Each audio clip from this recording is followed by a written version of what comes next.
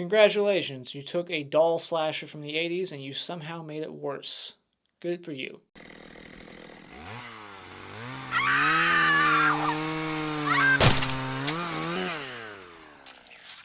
It's time to start a new franchise. Let's talk about the Prom Night series. There's 5 of these, including the remake, and I have not seen 2 through 4 yet. I've heard good things about 2, not so much 3 and 4.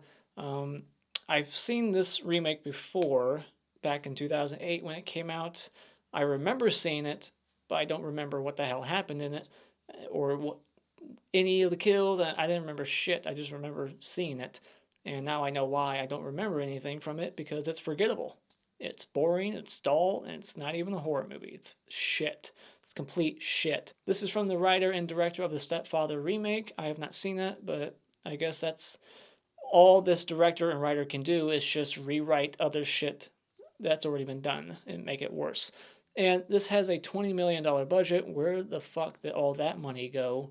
You could make 20 good movies with that budget, but instead they made one shitty movie with that budget, and they somehow more than doubled the money. Opening weekend, they hit #1 at the box office, I read. This is a movie for teenage girls, like 13, 14-year-olds. This movie was nominated for like Teen Choice Awards. This is not for people like me, or it's not for anybody but little kids who actually are scared by shit like this. I don't even think little kids today would be scared by movies like this. Let's just jump right into it. What are the negatives for this movie? What are the things I don't like about it? First up, it's a PG-13 slasher, so automatically it's a fail. You can't fucking, like, Happy Death Day is the only example of a slasher movie that's actually good, but that movie has heart, it has character development, it has humor. It doesn't even really need the kills, all right? This movie is a paint-by-numbers slasher with all the tropes, but no actual on-screen kills, and they hire an effects company called Almost Human. I looked into it because it sounded familiar. Yeah, it's the guy who did like the Laid to Rest movies. Have you seen the gore in those flicks? This is a company that knows how to make very good practical gore, and you hired them to do this movie where it just looks like paint hitting the plastic sheet at one moment. There's like no blood in this film, and this is the unrated version, by the way, that I have. There's not even like swearing in the movie either. I didn't hear any cussing. This is just fucking terrible in every way. It's so watered down, PG, doesn't even need the 13. Like, what is so unrated about this when I watched an extra stabbing in each death scene? Because that's all we get. It's just a guy stabbing people like 20 times in their gut. Maybe not 20, that's exaggerating. I wish maybe that would make it better if it went like Rob Zombie's Halloween 2, grunting and stabbing. Like, it's not that level of brutal. It's just a few stabs. Maybe that's what the unrated version is. Like, you get an extra stab or two in each kill. There is no suspense. There is no character development. There's so many fucking idiotic decisions in the movie. The things that just don't make sense. The writing is fucking terrible. You got exposition dump scenes that are just for the audience, because why would Idris Elba need to be telling the cop all this information about the guy who he should already know all that information for? You have cheap scares throughout the entire movie that don't work. You got jump scares, you got fake out friend scares, you got dream sequences that have fake out like scares within them.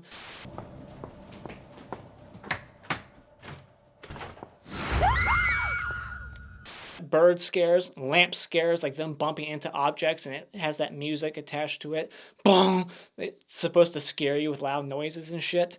It's awful. The movie looks terrible too. Sounds terrible. The soundtrack, it's like all this awful pop music played throughout. There's no actual like suspenseful like horror score to it. There's no nudity, of course. It's PG-13. There's no mystery either. What was the original about? It was a mystery killer. Who is it? It's a whodunit. In this one, we see the killer in the opening. We know who he is and that he's obsessed with this chick. We see him break out. There's no mystery. We know who he is. And this guy is not interesting at all. He's not believable. This guy could get anyone he wants. And he's just, for some fucking reason, obsessed with this chick. Why? What's so fucking special about her?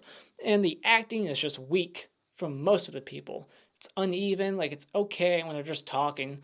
But then when they actually have to get scared and they get emotional, it's just awful. And yet somehow the main actress, Brittany Snow, whatever her name is, was nominated for Best Actress by the Teen Choice Awards.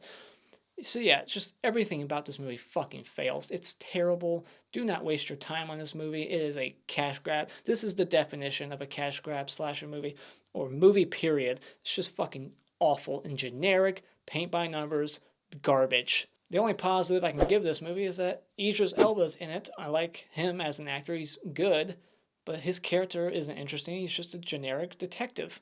And you got James Ransone, who was just in It Chapter 2. He was in Sinister 1 and 2. So, I like him. But yeah, they're not really great characters or anything. So yeah, this movie takes the subplot, really, of the original and makes it the entire plot in this one. Because in the original, there was, that red herring, that guy who escaped, and, what was going on with that guy? Is he the killer? They took that element of the original and made that the entire movie. So that's really the only connection, the only nod to the original I see here. This is not a remake. It's very loose. Like, it's not even the same school. It's not Hamilton High. It's like Bridgeport or some shit. So final thoughts. Fuck this movie and its stupid face. It's boring, dull, generic, goreless, titless, lifeless. It's a terrible script. It's terrible in every single fucking way imaginable. Don't ever watch it. When it comes to Prom Night, the remake, fuck this movie and its stupid little face. I would rather blow my goddamn brains out than watch it again. Time for a spoiler discussion. Let's speed through this so I don't waste more of my life talking about it. So we open up with this family getting butchered, and even a little kid dies, like 8 years old. We don't see him die on screen and get killed, but his dead body is there. So it's like, oh, so this guy killed a kid. Cool. I wish we could have seen that, because you know me, I'm all about child death. Some of my subscribers are starting to get worried. They think I just want to kill kids. And so I thought it was kind of funny. This movie is a remake, and it opens up with like a remake of a song. You know how bands, they do covers of other songs. It opens up with a cover song. So after this open, we get a mirror scare almost right away. Her aunt, and she's living with her aunt and uncle. Her aunt's just standing right behind her, waiting for her to close the mirror so that she can get scared. Why is she standing so quietly behind her? And then Detective Wynn just gives us this big old exposition dump about everything we just saw, explaining everything we just saw in the opening. Why are we being reminded of it already? Like, this is what he did a few years ago. He did this and this and this, and she had to see the whole thing, blah, blah, blah. It's like, we just fucking saw this. Who's this for? The detective that you're talking to? He should know all this information already. I'm sure it's on file. Give him the file. Shut the fuck up. But then he's like, oh, he escaped. How? He went through the fucking vent above him. It's like, really? I think that would not really be in that room, especially a vent that big that a human body can just go up and start walking out of the building. Like, that's such an easy breakout. And they do it twice in the movie. That's how he escapes later on. He goes through the air vent above the bed. The writing in this movie is atrocious. We get typical Mean Girls in high school. Typical shit. You got the girl who wants to be prom queen for some reason. Who the fuck cares? I'm glad that one friend actually brought that up. Like, why do you care so much? And she's like, oh, it's just an honor thing. I want to be respected. It's like, who the fuck cares? And this is a big prom that they're going to. This isn't like the other prom night where it's just at the high school gymnasium. No, they're going to this huge, luxurious looking hotel that looks pretty expensive, and they're going in their ballroom area. They got like a famous DJ there and shit. Like, they're going all out for this prom. So the killer kills the maid to get the master key to all the bedrooms and shit like that. It takes 3 days after he escapes for them to notify the aunt and uncle. They knew right away, and they should be able to quickly figure out who it was that escaped and figure out who it is they need to warn. Like, really? 3 days? And so the parents, the new parents, really, the aunt and uncle, they're told about this, and they never go to get their daughter, or, their new daughter, whatever, their fucking niece, whatever, who gives a shit. They never go to get their niece because they're worried that if they pick her up at prom to make sure she's still alive and safe, that it might somehow make her have nightmares again or some shit. Like, she's been making so much progress. Not really. She's still going to therapy sessions, having these nightmares. She's not really making much progress. But we're not going to go make sure that our kid is safe because it might hurt her mentally somehow. What? That makes no fucking sense. No one in their right mind would not just go and pick up their kid to make sure that they're safe. It's ridiculous. It's stupid as hell. I hate lines like this in horror movies, especially in movies like this. It just pisses me off more. Hello? Is anybody there? No. It's just quit with that shit. So he stabs this one girl, and then there's just somehow no blood anywhere. He stabbed her on like carpet. There's blood nowhere to be seen. And then Michael, her asshole boyfriend, comes up there.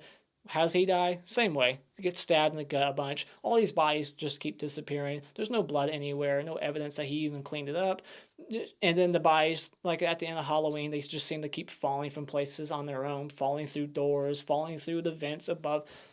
Just trope after trope, not an original idea here. So we got Josh Linder from Blair Witch as a bellhop, and he gets killed too off camera. Lame as shit. And then, so the one friend of, what's her face? Fuck, I don't know. The main character, Donna, right? Donna. So her one friend, Claire, saw Fenton, knew him right away. Fenton? And then got killed. Her other friend, who she's been friends with since the incident, also sees him and takes like an hour to put it all together and be like, oh wait, that's who that guy was. How come she wasn't? I mean, it's just convenient as fuck. So Lisa, the one who's like, I need to find out if I'm prom queen, decides after hearing the announcement that they're going to call it in about 15 minutes, like she waits like over 10 minutes and then decides, hey, I think me and my boyfriend have time to go upstairs, maybe look for Claire and Michael, and then have sex. They try to have sex, and then that's when it kicks in that, oh, that was Fenton. But still, it's like, she thought she had time to go up there and have sex and like potentially like ruin her hair in the process. Like she wants to look pretty when she gets her, tiara and shit. But now she's going to go have sex and she thinks she has time to do that. She knows that they're about to call it any minute. She would never leave that room. It's bullshit. It's so fucking stupid. Another thing that's stupid is that Lisa, she goes to the stairwell, and guess who's waiting for her for some fucking reason? He just knew she would go there. Like the killer, he knew that she wouldn't take the elevator, that she would be too impatient to take it, and she would take that stairwell, and he's just waiting for her. Convenient. And then her heel breaks. She falls down a cement flight of steps, like over a dozen, hitting her head. It looked painful. But what happens? She sees the killer and does a full-on sprint, just runs away completely unharmed. She doesn't have like a limp. She just starts running. I guess she has so much adrenaline that she forgot she just fell down a fucking cement flight of steps. That would hurt like a motherfucker. And then, she gets her throat slit and then blood hits the tarp. She decided to get off on the one floor that just has construction going on, so there's not a single soul in there that could help her. And then her boyfriend is taking the elevator like she should have done, and for some reason gets off at that floor. I don't know why, maybe I missed something, but he got off at that construction level floor, and he's like calling out like, Lisa, are you out there for some reason? Even though I think that you went to go to the others in the ballroom where you should be. Like, why did he think that she was on that floor with all the construction shit? Why is he calling her name out? He didn't hear her, did he? I don't understand why he's calling her name out in that situation. He shouldn't think that she's out there. He should think that she's down getting the fucking prom queen, tiara and shit. Like, he should think she's down there. Why is he calling her name out? It's fucking stupid. And when he does call her name out, that's the perfect opportunity for her to be like, boyfriend, I'm over here, and start running towards him.